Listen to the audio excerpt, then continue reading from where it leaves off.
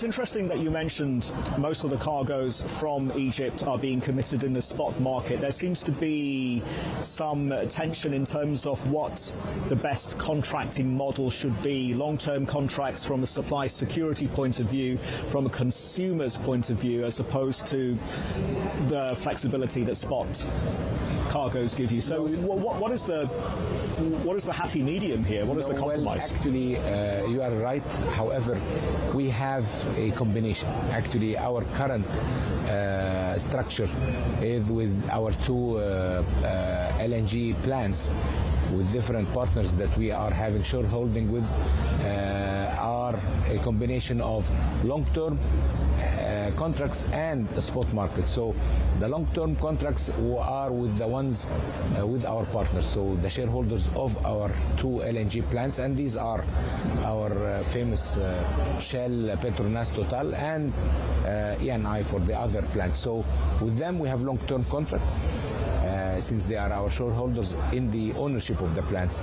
The other percentage, which is almost 50% plus or minus, is our share, and our share in this case we would go for medium and short term, which is more or less more flexible into spot market. That's why we see that we have a good combination that would make for us a kind of good average price.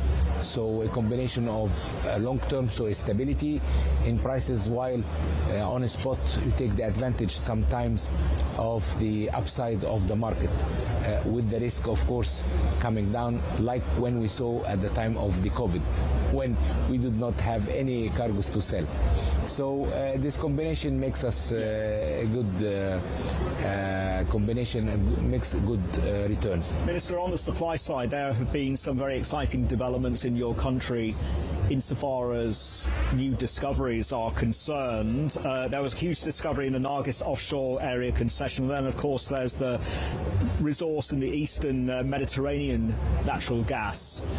How does that change the supply picture? And in terms of developing and monetizing this resource, where are you in terms of capital commitments and international investment, especially from the names that you mentioned, Shell, BP and Eni? Well, this is an important question because actually we have, in Egypt, it is a long history for oil and gas industry in Egypt. We've been doing this for more than 100 years. And for our gas discoveries, we have been growing over the last few years really on a higher rate.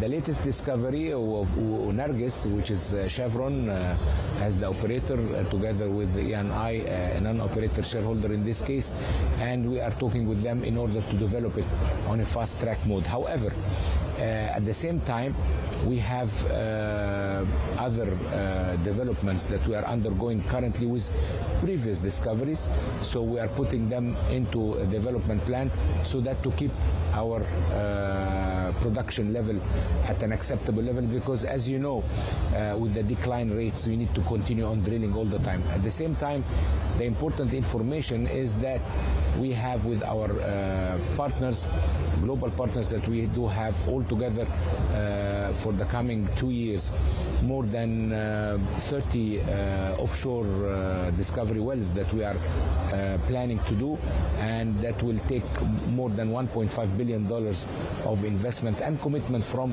our partners Shell, Eni, BP, Chevron and Exxon. So this is very important for our Egyptian oil and gas resources.